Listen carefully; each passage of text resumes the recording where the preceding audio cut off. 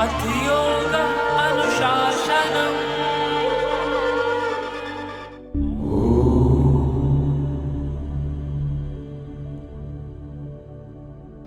संस्कार को लेकर बहुत चिंतन करने के बाद मैं इस बात को आपके साथ साझा करना चाहता हूँ। The sanskar is the impression of your habits on your soul is called संस्कार।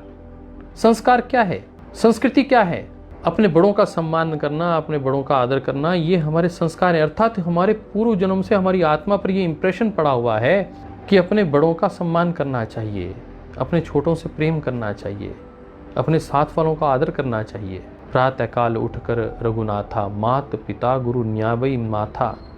तो कह रहे हैं कि एक दिन में बच्चे को संस्कार वह आपने सिखाया और वो सीख जाएगा, ऐसा नहीं है। वो संस्कार बने हुए हैं और आपने उसको एक बार फिर अवसर दिया, वैसा वातावरण दिया, प्रातःकाल उठकर माता पिता को प्रणाम करना है, तो कहते हैं कि वो उसके संस्कार दोबारा जागृत हो जाते हैं। तो किसी के संस्कार, किसी के व्यक्ति के संस्कार देखकर कह रहे हैं कि यदि पहले भाषा, उसकी इमोशंस को आपने जज करना शुरू कर दिया, तो उसके पेन और हैप्पीनेस को आपने जज करना शुरू कर दिया।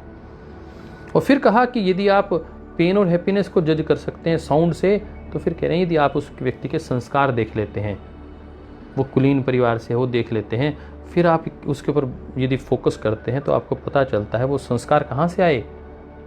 तो कल हमने कहा था वो संस्कार आए हैं कि घड़ा टूटता है, उसका ठीकरा बनता है, ठीकरा जब मिट्टी का कण बन जाते हैं, फिर उसी मिट्टी के कण को दोबारा गूंथा जाता है, पिंड बनाया जाता है, फिर घड़ा बन जाता है।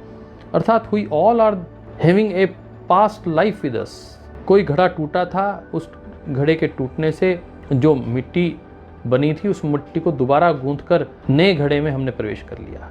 तो संस्कार वहाँ हैं जो हम पीछे से लेकर आ रहे हैं, हमारे जीवन में अभी भी कार्यरत हैं। तो उनको देखकर हमारे पिछले जन्म का पता चल सकता है कि हमारा पिछला जन्म कैसा था।